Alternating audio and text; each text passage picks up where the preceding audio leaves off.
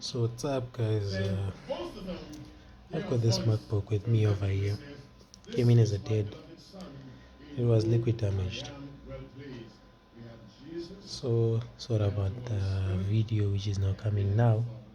Anyways, based on what I could see, there was corrosion right over there where you see a jumper wire there.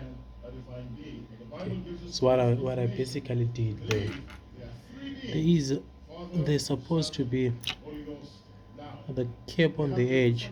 Let me see. The cap on the edge over there, a resistor, then a big cap, a small resistor, and then a small cap again. So unfortunately, the resistor over there, this one which you see over there, it was heavily corroded. Yeah, so the laptop could only show an orange light but could not power up.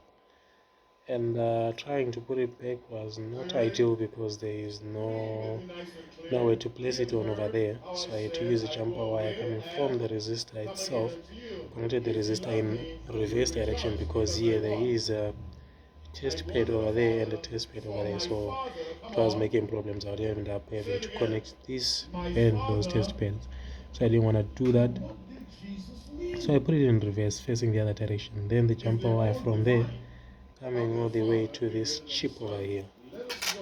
So all that information I could see on the board view. So if you take a look, the caps, this last cap and that's C7564 is connected to R7564, and that's for P3V3S5.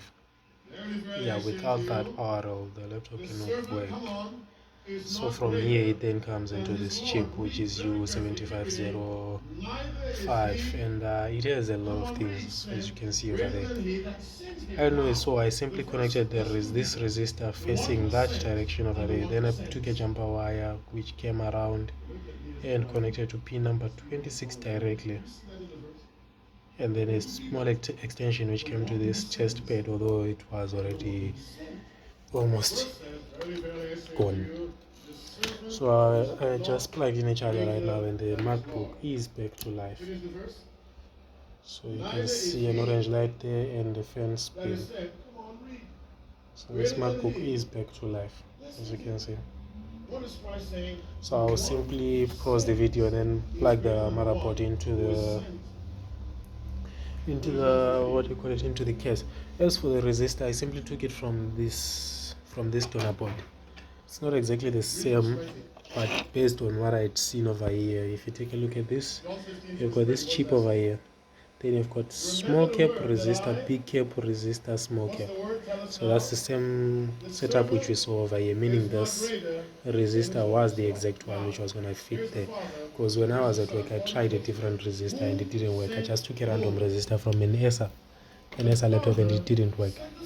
So now here we are, and the laptop is okay. So it's now in panic mode because there is no SSD, no network card, no display, no battery. A lot of things are missing, so it's in panic mode. That's why it's spinning at full speed. Anyway, let me pause and plug everything back in.